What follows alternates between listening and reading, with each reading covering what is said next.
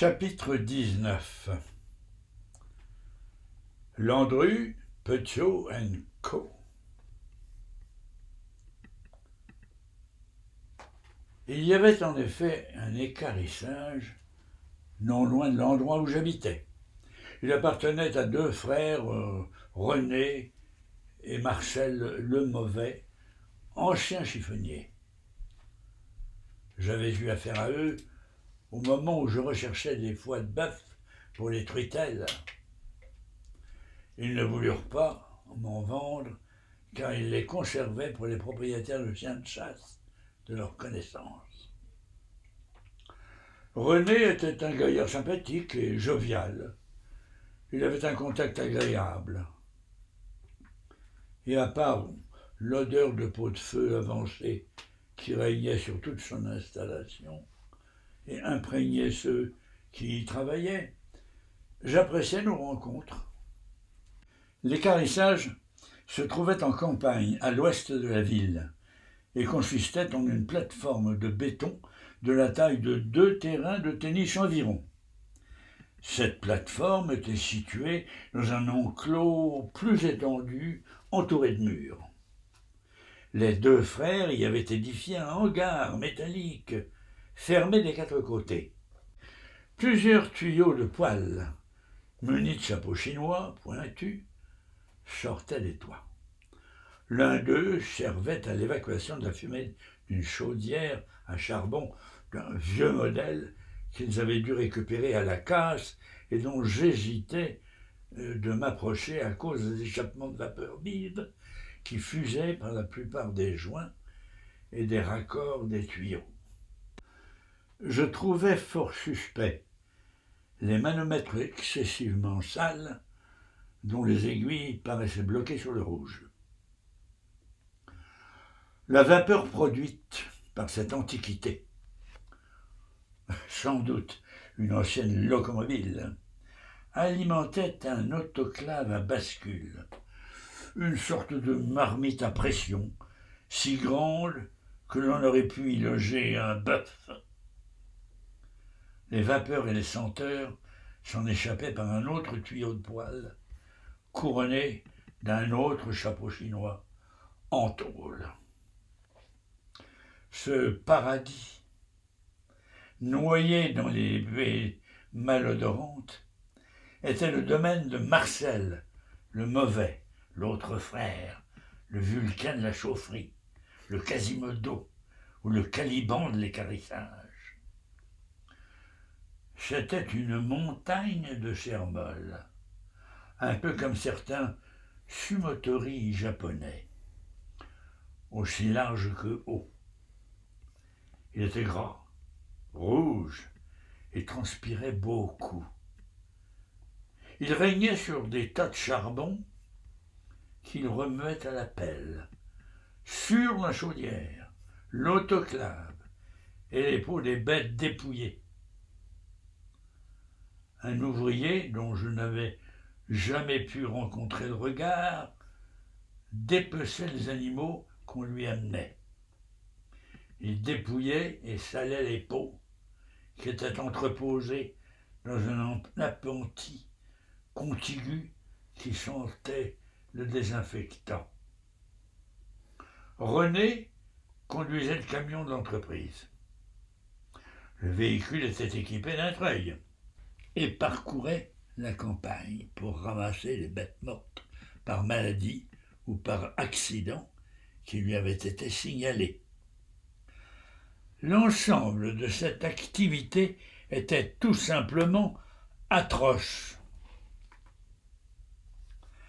La chair de certains bovins accidentés était comestible, bien que considérée à juste titre comme impropre à la consommation humaine. C'était la viande dont avait parlé le vétérinaire. Suivant ces suggestions, je me rendis un jour à cet établissement, dans l'espoir de parvenir à un accord de fourniture régulière en viande, convenable pour l'alimentation des poissons. Chaque fois que je m'étais rendu à cet équarrissage, j'avais éprouvé des difficultés pour y pénétrer. Le mur d'enceinte n'avait qu'une seule entrée, un portail à 2 vantaux, métalliques, qui roulait par des galets mal graissés sur des rails semi-circulaires. Ce portail était tenu constamment fermé. René m'en avait expliqué la raison. Un équarrissage doit être fermé. Rien ne doit y rentrer, ni rien en sortir, sans des autorisations précises. On dit d'ailleurs un clos d'équarrissage.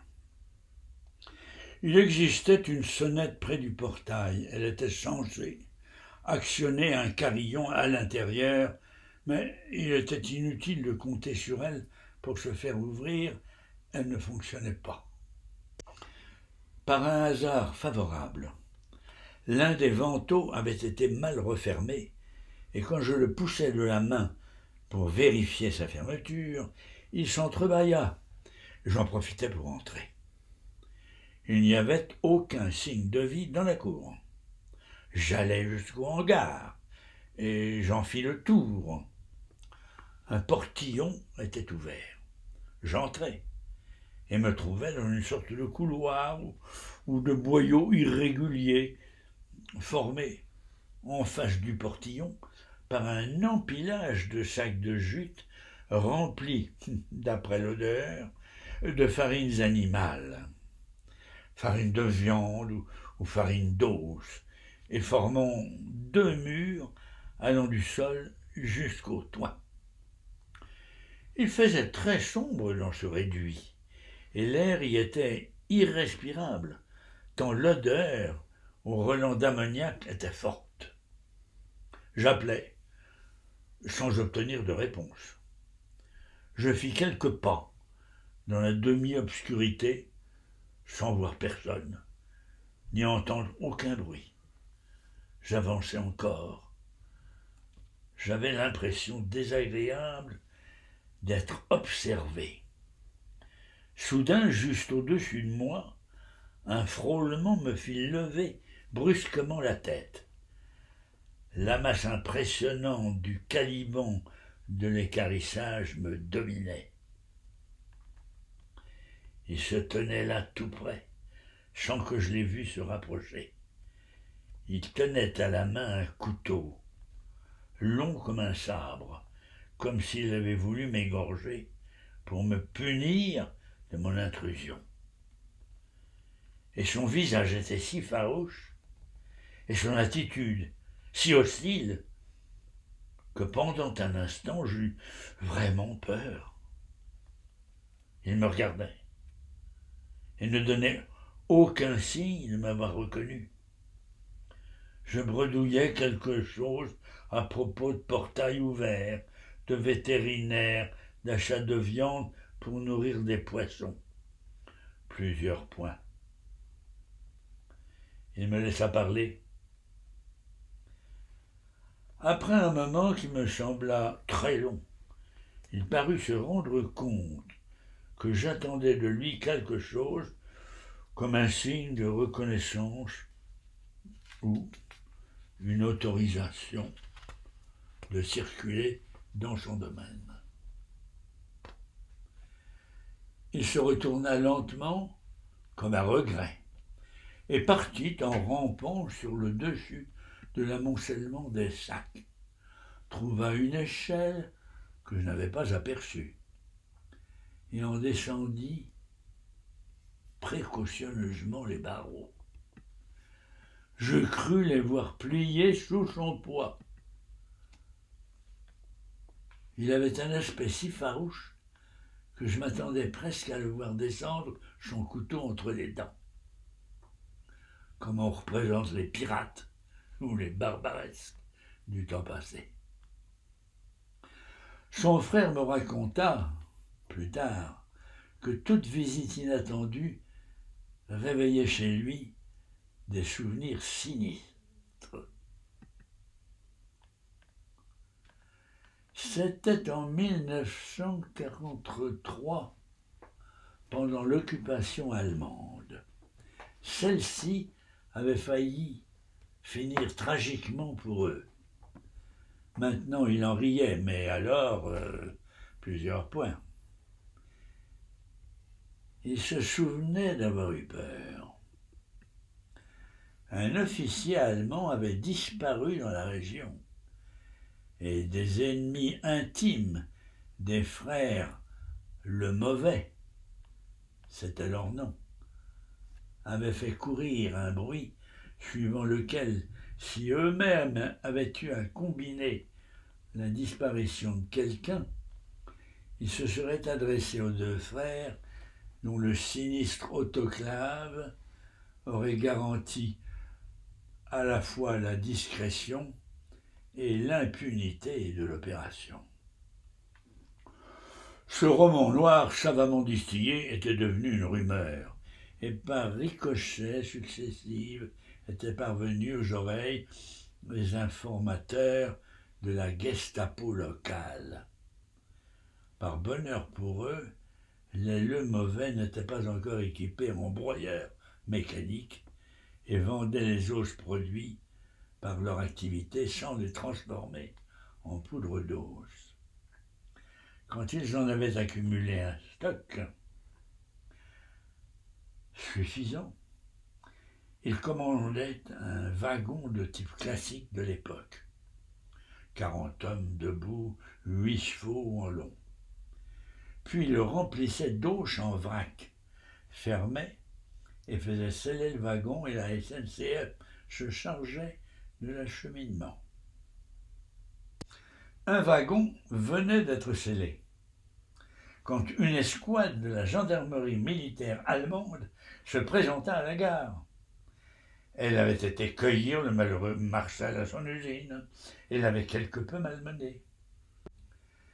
Les gendarmes firent ouvrir le wagon et forcèrent leurs prisonniers à en retirer les os et à les ranger en ligne sur le quai. Cela faisait 6 lignes d'os de 200 mètres de longueur, et ce travail dura toute la journée sous les yeux des gendarmes qui se contentaient de surveiller l'opération.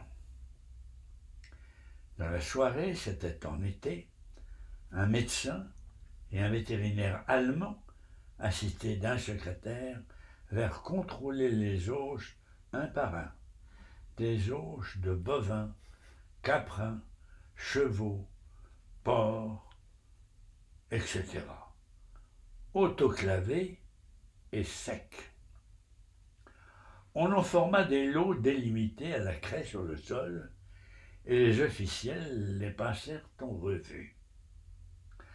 Après le contrôle de chaque lot, le secrétaire écrivait sur le sol et sur un cahier un signe négatif qui l'accompagnait de l'émission d'un borborigme germanique à tendance négative.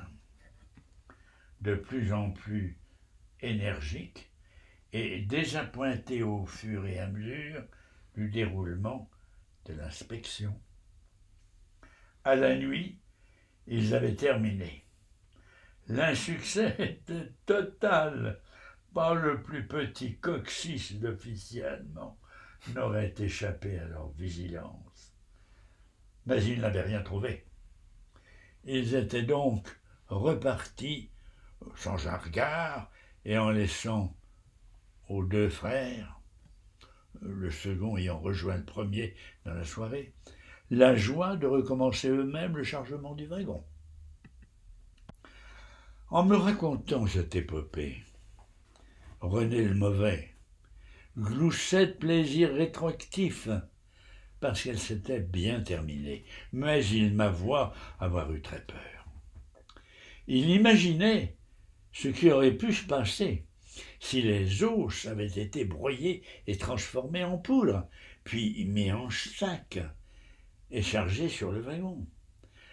Combien de temps aurait-il fallu pour un contrôle ? Point d'interrogation. Sans doute aurait-il paru plus sûr aux autorités d'occupation d'expédier les deux frères en villégiature forcée dans quelques camps d'outre-Rhin en attendant les résultats des examens microscopique de la poudre d'os. Il avait échappé belle, certes, mais Marcel le Mauvais en faisait encore des cauchemars et n'appréciait pas les visites inattendues. Ce jour-là, je n'avais donc pu tirer aucune information de ses lèvres, qui paraissaient cousues, tout au plus quelques monosyllabes. Mais comme j'allais partir, son frère était rentré à l'atelier, c'était le terme officiel. Il était de bonne humeur et m'avait raconté l'épisode des os pour excuser son frère de la rudesse de sa réception. Quand il connut l'objet de ma visite, il m'expliqua que les viandes pouvant convenir à l'usage que j'exposais étaient rares et qu'il faudrait prévoir une installation annexe de foie industriel pour congeler les quartiers. Mais, de côté, je jugeais ces informations décourageantes et je n'insistais pas.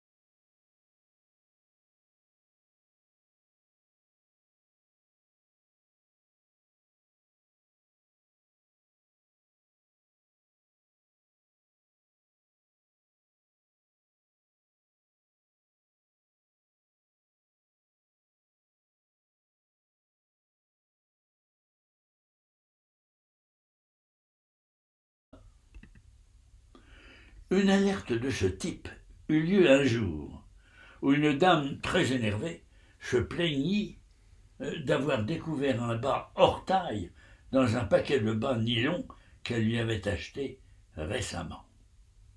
Elle était furieuse, citait des dates, donnait des précisions, et le ton s'éleva. Nisso répondit, elle eut des paroles blessantes, et des gens s'attroupèrent. Elle disait « Non, monsieur, je n'ai pas apporté ces bas aujourd'hui. Je ne m'attendais pas à vous rencontrer. C'est le mois dernier, à la foire de la ville voisine, que je vous ai acheté ces bas. Mais moi, monsieur, on ne roule pas. Ce n'est pas pour le prix que je proteste. C'est pour le procédé. » Nisso essaya de l'interrompre. Ce fut peine perdue. Elle dit qu'elle était la cousine du maire, qu'il lui-même était conseiller général du canton. Elle se plaindrait à la police, et ça irait loin. Très loin, oui, monsieur, et on verra ce que l'on verra. Nisso, voyant que les gens commençaient à s'attrouper, s'efforça de calmer le jeu. Il parla de sa bonne foi, il dit qu'il croyait cette dame sur sa parole, il offrit de la dédommager. Les faits le surprenaient. Une pareille chose ne lui était encore jamais arrivée. Mais pour lui, une cliente, c'était sacré. « Oui, madame, chez moi la cliente est reine. » Et il continuait. Si cette dame était sûre de son fait, elle avait certainement raison, car une erreur est toujours possible. Petit à petit, la personne se calma, elle accepta la proposition de remboursement. Nisso lui versa l'argent. Elle lui fit presque des excuses. Elle était confuse de s'être emportée. Puis elle s'en alla. Et les gens, voyant que le combat n'irait pas jusqu'au sang, commencèrent à se disperser. Quand la cliente quitta les lieux, le teint de Nisso prit la couleur du mastic frais. Il sentit son cœur battre à un rythme plus rapide que de coutume. Des gouttes de transpiration apparurent sur ses tempes, et il dut s'asseoir. Ensuite, il rejoignit la caravane avec difficulté, et s'allongea, laissant à Juliette le soin de plier le bagage pendant que le dernier badaud s'éloignait en commentant l'événement. Ensuite, il dut s'aliter, et on appela un médecin qui lui conseilla de se faire hospitaliser pour pouvoir se prêter à un examen complet dans un service de cardiologie et toutes affaires cessantes. Nisso suivit le conseil. Le praticien qu'il avait consulté, ayant ses entrées dans un hôpital de la toute proche banlieue parisienne, fit en sorte que le patient y soit admis, et Nisso fut donc hospitalisé et prit du repos pour la première fois de sa vie, sans doute.